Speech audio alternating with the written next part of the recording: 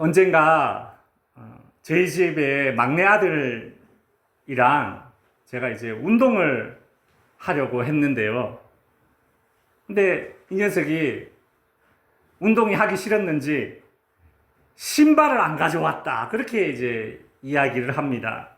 그러면서 하는 말이, 아, 역시 신의 뜻이네. 이랬어요. 역시 신의 뜻이네. 안 그래도 운동하기 싫었는데 마침 잘 되었다. 이제 그 얘기죠. 그죠?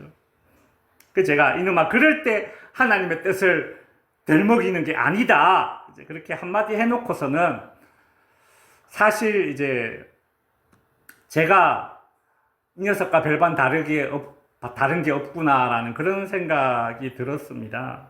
저 같은 경우에도 어떤 특정한 일이나 어떤 특정한 어떤 진로를 선택해야 하는 경우에 하나님의 뜻을 궁금해하고 또 물으려 합니다. 평소에는 하나님의 뜻에 별 관심이 없어요. 그냥 과감하게 그냥 내가 하고 싶은 것을 선택하며 살지 않습니까? 여러분, 매 순간 하나님의 뜻을 물으며 삽니까? 그냥 내가 하고 싶은 대로 그렇게 그냥 과감하게 선택하잖아요. 근데 정말 중요한 선택을 해야 될 때는 하나님의 뜻이 뭘까? 그렇게 고민하게 되더라는 겁니다. 왜 그럴까? 곰곰이 자아성찰을 해보니 제 안에 일종의 속셈이 발동이 되는 겁니다. 뭐냐 하면, 어떤 속셈이냐면, 내가 하나님의 뜻을 묻고 하나님의 길을 묻는 이유는 하나님을 기쁘시게 하기 위한 것이 가장 큰 이유가 되어야겠지만, 물론 그런 이유도 있겠지만, 내가 어떤 중요한 선택을 앞두고 더 그렇게 하나님의 뜻을 물으려고 하는 그 이유는 하나님의 뜻이 있는 길을 내가 선택한다면 내가 실패하지 않을 것이라는 그런 생각이 있기 때문입니다. 안 그렇습니까? 하나님의 뜻이 있는 길이라면 그걸 내가 선택한다면 나 실패하지 않겠지. 헛수고하지 않겠지. 그런 속셈이 나에게 있는 겁니다. 결국 하나님의 뜻에 대한 관심은 한 요 정도 되고요. 내가 바라는 일이 잘 되기를 바라는 그 속셈이 이만큼 되는 겁니다. 뭐예요? 실패하지 않기를 바라는 마음, 즉 성공하기를 바라는 마음이 커서 그 이유 때문에라도 내가 하나님의 뜻을 묻는 거예요. 여러분, 우리는 하나님과 예수님을 믿는 기독교 신자입니다. 하나님과 예수님을 믿지 않을 때는 그냥 내 하고 싶은 대로 해요. 때로는 윤리적으로 좀 잘못되었다 하더라도 내게 이득이 되면 그걸 선택하는데 주저함이 없습니다. 세상은 다 그렇게 살아가지 않습니까? 좀 그나마 양심이 있으면 좀 덜 하겠지만요. 사람 눈 시선은 의식하지만 하나님 시선 별로 의식하지 않고 살아요. 그러다가 예수를 믿고 하나님을 믿게 되면 이제 하나님의 뜻이 무엇일까를 궁금해하는 그런 삶을 살게 되는 거죠. 기독교 신자란 무엇인가? 하나님의 뜻대로 살도록 부름받은 자들이 기독교 신자라고 하는데, 근데 문제는 말이죠. 우리가 일상생활에서 이게 하나님의 뜻인지, 이게 하나님의 뜻인지, 도무지 하나님의 뜻이 무엇인지 헷갈릴 때가 많다는 것입니다. 오늘은 우리가 일상에서 어떤 상황에 놓여질 때에 하나님의 음성과 내 뜻이 혼동되는지 그 상황들을 좀 살펴보고요. 더 나아가서 하나님의 뜻과 내 생각을 구분하는 어떤 그런 실제적인 방법들을 좀 살펴보고자 합니다. 하나님의 뜻과 내 생각을 혼동하기 쉬운 상황들이 있습니다. 첫 번째로 무엇인가 하면 우리가 어떤 새로운 환경에 직면했을 때는 내 뜻과 하나님의 뜻을 구분하는 게 더 어려워집니다. 정보가 없기 때문이죠. 여러분, 새로운 환경에 직면하면 정보가 없습니다. 판단의 어려움이 생겨요. 또한 그동안 나에게 쌓여있던 이 경험들, 새로운 환경에서는 이 경험이 별로 도움이 되지 않을 때도 있습니다. 오히려 독이 될 때도 있죠. 물론 어떤 새로운 환경에서도 법적으로, 윤리적으로 뭐 확연하게 어긋난 그런 것들을 이제 제외하고서는 뭐 이게 하나님의 뜻인지 아닌지 이제 고민하게 되는 거죠. 뭐 법적으로, 윤리적으로 확인이 잘못된 것이면 뭐 고민할 이유가 뭐가 있습니까? 그죠? 새로운 환경에서, 문제는 상식이에요, 상식. 새로운 환경에서 내가 가진 이 상식이 아닐 때가 있거든요. 여러분, 해외 나가면 그런 경험을 하게 됩니다. 극단적인 예로, 우리가 어릴 때에 밥을 먹다가 밥상에 이렇게 반찬을 뚝 떨어뜨리죠. 그러면 애들은 그냥 아무 생각 없이 급한 마음에 손으로 음식을 이렇게 주워 먹습니다. 그러면 혼나잖아요. 저도 어릴 때 그랬거든요. 손으로 음식 주워 먹으면 혼났어요. 그래서 손으로 음식을 주워 먹으면 안 된다라는 게 상식이었죠. 근데 어떤 나라에 가니까 어때요? 손으로 밥을 먹는 게 뭐예요? 상식이에요. 내가 상식적으로 가지고 있는 신앙의 상식이 있습니다. 그 범주가 있어요. 예수를 10년, 20년, 3, 40년 뭐 이렇게 믿어오면서 그간 나에게 쌓여있던 그 신앙의 경험치를 가지고 내가 그 신앙의 어떤 경험치 안에서 쌓여지는 그 상식의 선 안에서 내가 판단을 늘 해왔었는데, 근데 새로운 환경에 처해지니까 듣게 되는 소리가 있습니다. 뭐냐면 여기선 그러면 안 돼요. 여기서 그러면 안 돼요. 당신이 잘 몰라서 그러나 본데 여기서 그러면 안 돼요. 그 방법은 안 됩니다. 그렇게 새로운 환경에서 전혀 다른 평판과 전혀 다른 반응이 내게 주어질 때에 그간 쌓였던 경험치 혹은 그간 쌓였던 나의 신앙의 그 어떤 경험치로 내렸던 그런 판단들이 이게 확신이 흔들리게 되는 거죠. 이게 하나님의 뜻이 아니었나? 그런 생각이 들기도 합니다. 하나님의 뜻과 내 생각을 혼동하기 쉬운 상황도 두 번째는 뭔가 하면 내가 제 가운데 있을 때에 내 생각과 하나님의 뜻을 구별하기가 힘든 것이에요. 죄는 우리로 하여금 하나님과 거리를 멀어지게 만듭니다. 여러분, 빛에서 멀어지면 멀어질수록 어두워져요. 그래서 분별이 잘 되지 않습니다. 하나님은 우리 영혼과 삶의 빛이 되십니다. 하나님에게서 멀어지면, 즉 내가 죄 가운데 있으면 우리는 영적으로도 반드시 어두워져서 내 뜻과 하나님의 뜻을 분별하기가 어려워집니다.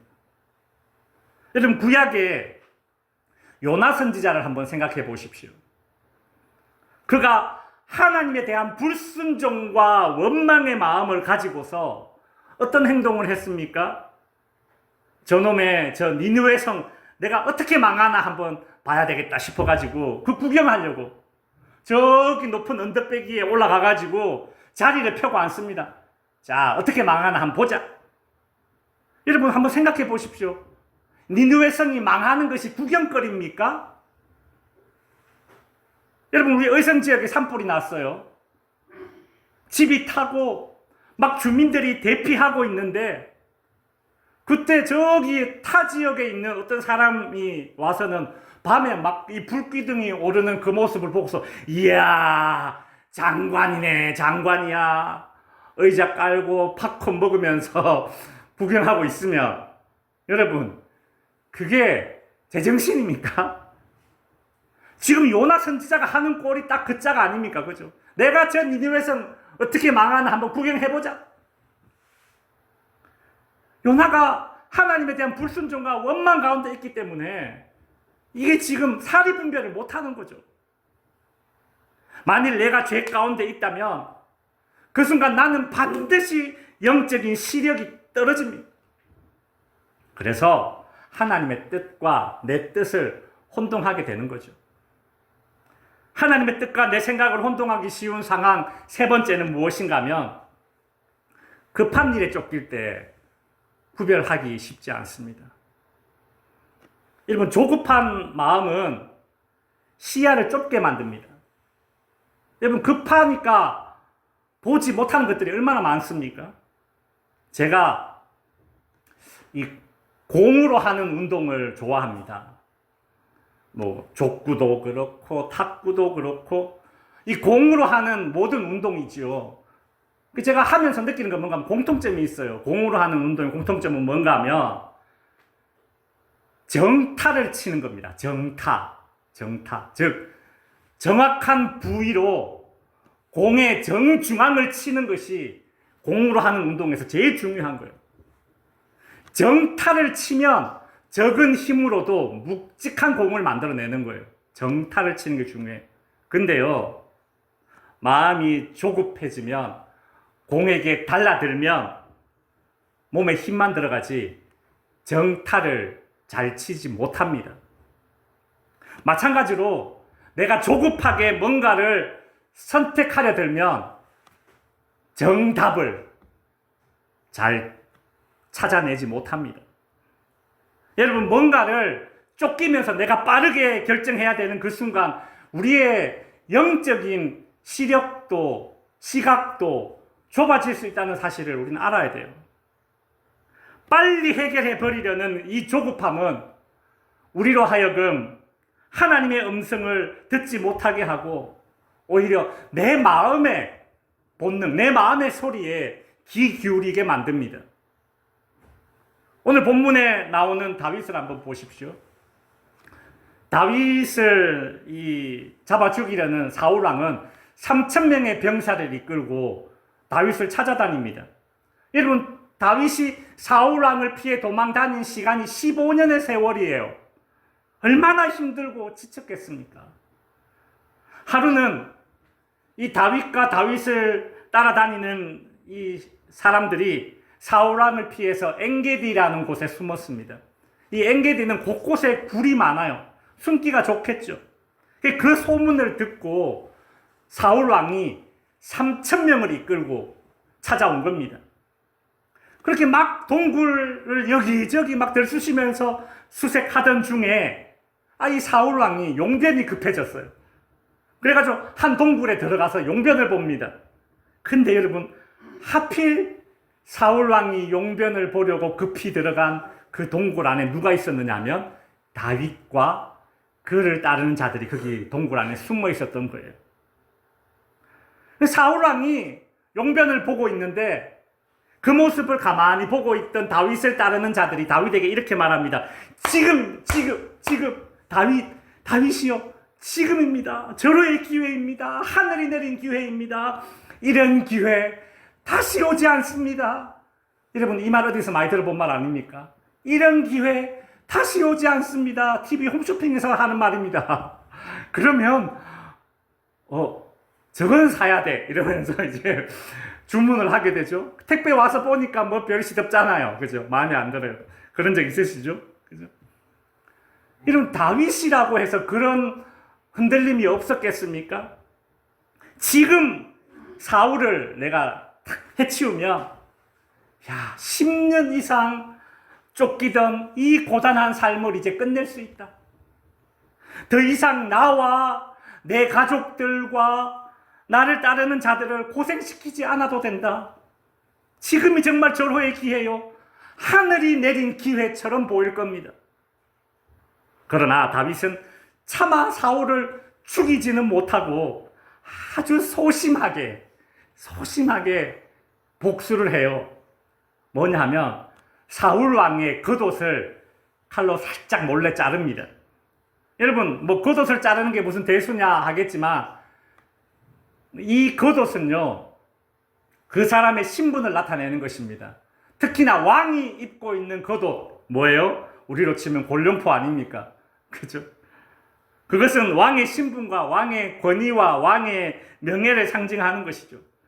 다윗은 사울 왕의 그 겉옷을 살짝 찢으면서 소심하게라도 자신의 어떤 그런 의지를 표현한 거예요. 그리고 나서는 오늘 본문 5절에 보면 그리한 후에 사울의 옷자락 뱀으로 말미암아 다윗의 마음이 찔렸다. 그리 말하고 있습니다.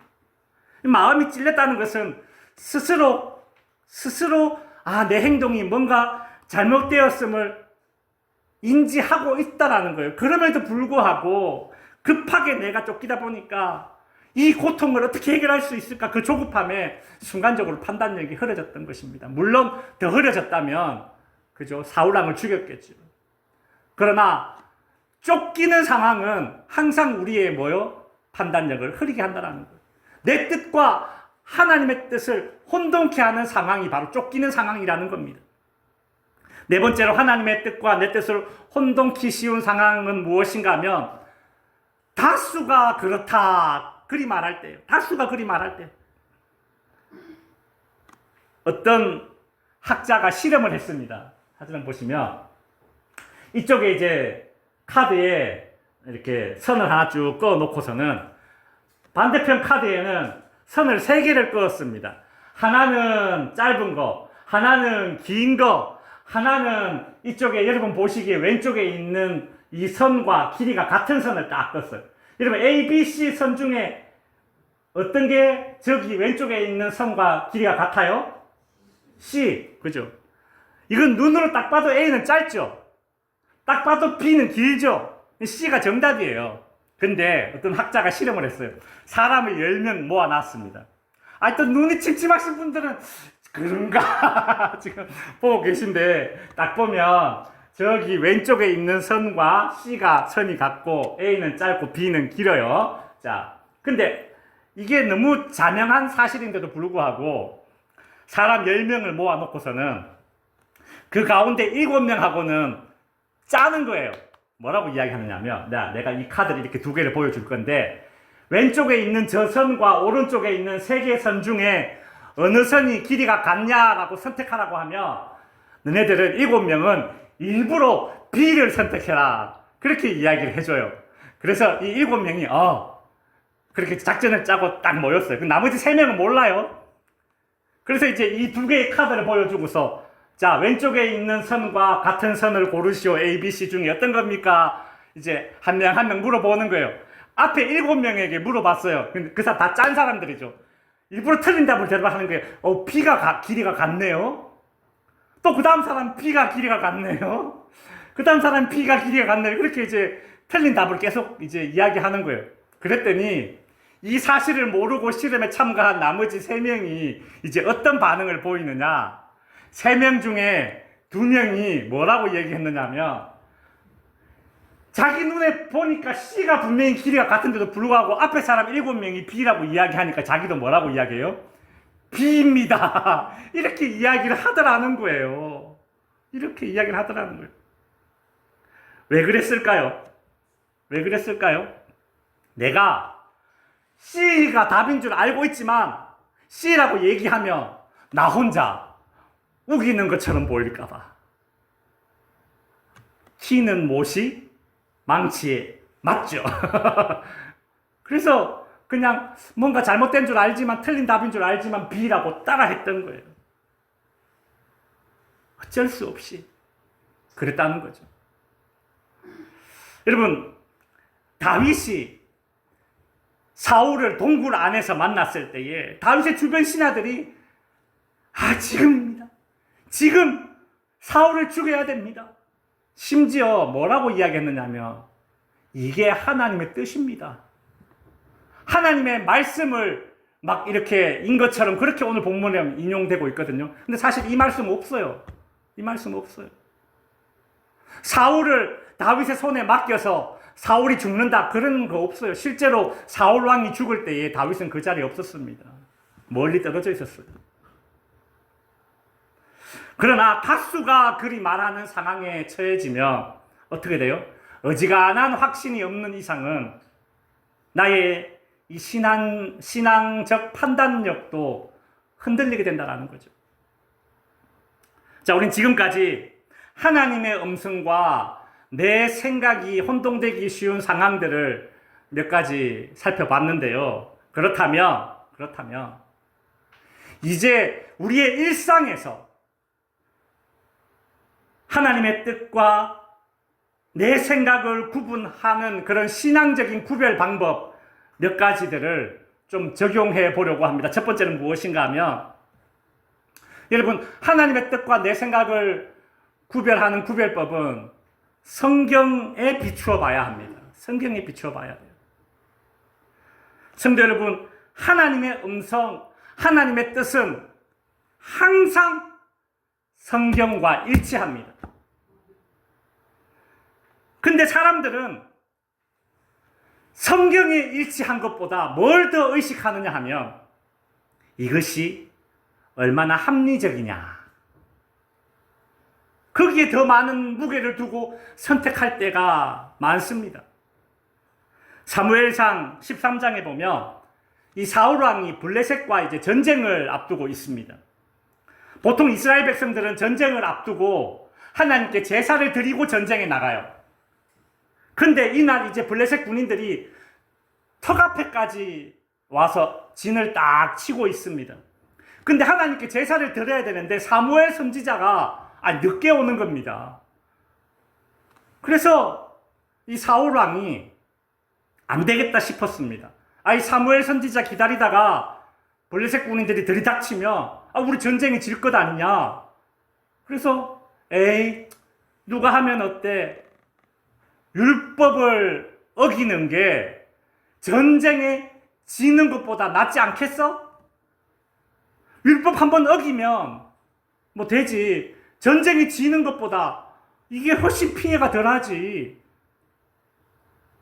사울왕은 급한 마음에 자신이 직접 제사를 집례합니다. 혹자는 그래, 그게 맞아. 얼마나 합리적인 판단이야. 사울왕의 말이 설득력이 있지. 그렇게 생각할 겁니다.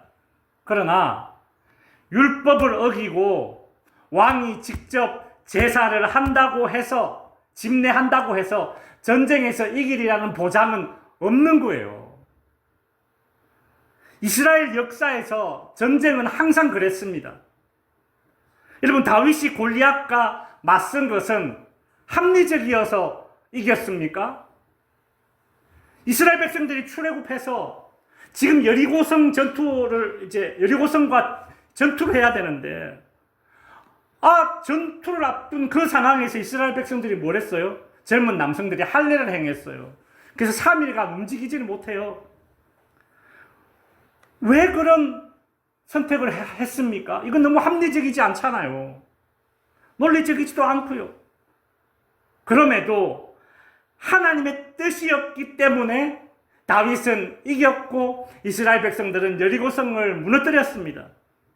반대로요, 아무리 합리적인 것처럼 보여도, 아무리 합리적이어도, 논리적이어도 하나님의 뜻이 아니면 지고 실패하는 것입니다. 그러니 여러분, 우리는 성경에 비추어 봐야 돼요. 성경은 하나님의 뜻과 어긋날 때가 단 한 번도 없습니다. 하나님의 뜻과 내 뜻을 구별하는 신앙적 구별 방법 두 번째는 무엇인가 하면 기도와 이 하나님 말씀으로 상호 점검해야 됩니다. 상호 점검. 여러분, 기도는요, 보통 내 뜻을 하나님께 아뢰는 수단으로 우리가 하나님께 기도할 때가 많죠. 그죠? 그리고 하나님의 말씀은 무엇입니까? 하나님의 뜻을 발견하게 되는 통로가 됩니다. 이 두 가지는요, 마치 새의 이 양 날개처럼 이렇게 상호작용하는 거예요. 여러분, 한 날개로만 나는 새가 어찌 제대로 날겠습니까? 멀리 가겠습니까? 오래 가지 못할 것입니다. 그렇죠?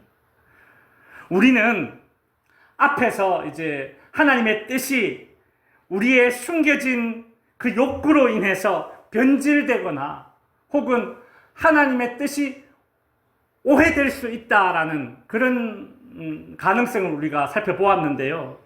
그런 상황에서 우리가 하나님의 말씀 없이 기도만 한다면, 하나님의 뜻을 알아야겠다, 그렇게 기도로 하나님의 음성을 듣고자 막 그렇게 달라들면, 좀 과장해서 표현하자면 마치 무당이 신내림 받듯이 하나님의 뜻을 알아내려는 그런 꼴로 전락될 수도 있습니다. 극단적인 사례예요. 여러분, 이상한 신비주의에 빠진 그런 사람들이 여러분 주위에 생각보다 많습니다. 내가 기도해보니 이건 이렇더라 라면서 자기 생각을 막 이야기하는 헛소리 하는 사람들이 생각보다 많아요. 반대로요, 이제 기도 없이 성경 속에서 하나님의 뜻을 내가 찾아내야지, 그렇게 성경을 냅다 읽는 사람들이 있습니다. 근데 이런 사람들의 특징은 뭔가 하면 마음속에 이미 자기의 뜻을 정해두었어요.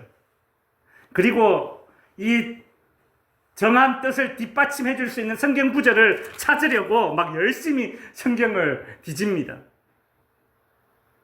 말씀과 기도가 상호 점검되지 않는다면 점쟁이 점괘 뽑아내듯이 이 말씀 내가 딱 보니까 내가 이렇게 하는 것이 하나님 뜻 맞네, 그러면서 엉뚱한 짓을 한다고요. 말씀과 기도에 상호 점검을 거쳐서 하나님의 뜻을 알아가야 되는 겁니다. 하나님의 뜻과 내 생각을 구별하는 그런 신앙적 구별 방법 세 번째는 성령의 열매가 맺히는가 점검해 봐야 됩니다. 성도 여러분, 하나님의 뜻이라면 반드시 하나님이 기뻐하시는 결과물이 생성됩니다. 그 결과물은 갈라디아서 5장에 나오는 성령의 열매들입니다. 무엇입니까? 사랑, 희락, 화평, 오래 참음, 자비, 양선, 착한 마음, 충성, 온유, 절제. 내가 하나님의 뜻을 따랐는데, 하나님의 뜻에 따랐기 때문에 하나님이 원하시는 열매, 이런 것들이 맺힌다고요. 하나님의 뜻에 맞는 선택을 내가 했다면 내 일상에서 이런 모습이 나타난다고요. 뭐라고요? 하나님의 뜻이 아니기 때문에 두려움이 있고, 분노가 있고, 불안이 있고, 후회가 있는 겁니다. 그래서 다윗이 뭐예요? 마음이 찔렸던 거예요. 마음이 찔렸던 거예요. 여러분, 하나님이 주시는 음성은 우리를 평안으로 인도합니다. 평안으로 인도해요. 성령의 열매가 맺히는가를 점검해야 합니다. 하나님의 뜻과 내 뜻을 구별하는 신앙적 구별 방법 네 번째는 무엇인가 하면, 여러분, 우리는 믿음의 공동체를 통해서 점검받을 수 있습니다. 하나님께서 친히 세운 조직이 두 개가 있어요. 첫 번째 가정, 두 번째 교회입니다. 믿음의 가정이라면, 그리고 여러분이 교회를 신뢰한다면 믿음의 공동체, 즉 가족 구성원과 그리고 이 신뢰할 수 있는 그런 성도들을 통해서 내가 품은 이 생각이 정말 하나님의 뜻인지 아닌지 확인하고 점검받을 수 있는 겁니다. 하나님이 그거 하라고요, 가정과 교회를 주신 겁니다. 근데 독선적으로 결정하고 선택해서는 안 되는 것이죠. 사람은 자기 감정에 휘둘려서, 그죠? 뭔가를 결정하고서는 스스로에게 확신을 시키는 거예요. 이게 하나님의 뜻이다. 또 반대로 잘못된 선택을 했는 줄 알면서도 스스로에게 면죄부를 주기 위해서 이거는 하나님 뜻이 아니야, 저건 하나님 뜻 아니야, 그렇게 외치는 못된 청개구리 습성이 있습니다. 그래서요, 우리는 믿음의 공동체를 통해서 나의 이 품은 이 뜻, 이 생각이 하나님의 뜻과 일치한가 점검받을 수 있습니다. 마지막 다섯 번째, 하나님의 뜻과 내 뜻을 구별하는 신앙적 구별 방법은 무엇인가 하면 기다림이라는 그런 시간을 거쳐서 이것이 점검이 된다라는 거예요. 성도 여러분, 왜 기다림이라는 것을 통해서 내 뜻과 하나님의 뜻이 구별될까요? 그 이유는 내가 바라는 시간표와 하나님의 시간표가 다르기 때문이에요. 기다림은 내가 원하는 시간표가 아니라 하나님의 그 시간표에 내가 맞춰가는 과정이에요. 그냥 아이고 지겹다 이게 아니라, 아이고 답 없다 이게 아니라, 기다림은 하나님의 시간표에 내가 맞춰가는 과정입니다. 그러니 그 기다림 속에서도 소망이 있는 거죠. 여러분, 다니엘서 10장에 보면 다니엘이 환상을 봅니다. 환상을 보고 나서 야 내가 환상 봤는데 말이야 이렇고 저렇고 막 떠들지 않아요. 다니엘이 본 환상은 어마어마한 환상이거든요. 이 대단한 환상입니다. 이걸 이야기하고 싶을 겁니다. 근데 다니엘은 그 환상을 보고 나서 21일간 금식 기도에 들어가요. 기도했어요. 왜요? 기다림을 통해서 점검하는 겁니다. 내가 본 이 환상, 이게 뭔가? 하나님의 뜻은 뭘까? 그 21일간의 금식 기도의 시간을 통해서 자기가 본 환상을 그 기다림의 시간 속에서 점검해 보는 거죠. 여러분, 우리가 뭐 이렇게 엑기스 이런 거 담그잖아요. 그죠? 근데 숙성되는 시간을 거쳐서 그냥 먹으면 해로운 것이 좋은 것으로 바뀌지 않습니까? 좋은 것은 더 좋게 바뀌겠죠. 기도하며 기다리는 그 시간을 거쳐서, 그 기다림의 시간을 거쳐야지만 내 뜻은 추스러지고요, 하나님의 뜻이 오롯이 분명하게, 더욱더 선명하게 떠오르는 것이죠. 이제 말씀을 마칩니다. 신앙생활 하면서 하나님의 뜻을 분별하는 것은 쉽지 않습니다. 사실 하나님의 뜻이 무엇이냐 물어보면 뭐 성경적으로 아주 단순하게 정의 내릴 수 있습니다. 바울은 이렇게 말했어요. 데살로니가전서 4장 3절에서 하나님의 뜻은 이것이니 곧 너희의 거룩함이니라. 우리를 향한 하나님의 뜻은 우리가 거룩해지는 거예요. 그렇게 거룩해져서 어떻게 돼요? 사랑을 실천하는 거죠. 하나님의 뜻에 대한 정의는 이처럼 뭐 단순 명료하다고 할 수 있지만, 그러나 그 하나님의 뜻을 나의 일상생활에서 어떻게 적용해 가는가의 문제는 수많은 변수의 상황들이 있고, 나의 이 숨겨진 욕구가 꿈틀꿈틀 이렇게 떠올라서 하나님의 뜻으로 위장하는 그런 교활함이 내 안에 있습니다. 그러니 우리는 오늘 듣게 된 이 설교의 말씀을 기억하십시오. 어떻게 우리가 하나님의 뜻과 내 생각을 구별할 수 있을까? 첫 번째, 성경에 비추어 보고, 두 번째, 기도와 말씀으로 상호 점검하고, 세 번째, 성령의 열매가 있는가 점검해 보고, 네 번째, 믿음의 공동체를 통해서도 점검해 보고, 신앙 상담 서로 나누고, 그 안에서 하나님의 뜻이 발견되어질 수도 있죠. 마지막, 다섯 번째, 기다림을 통해서도 점검되어지는 것입니다. 잘 기억하셔서 일상에서 하나님의 뜻을 이루어드리는 그런 저와 여러분이 될 수 있기를 바랍니다. 기도하겠습니다.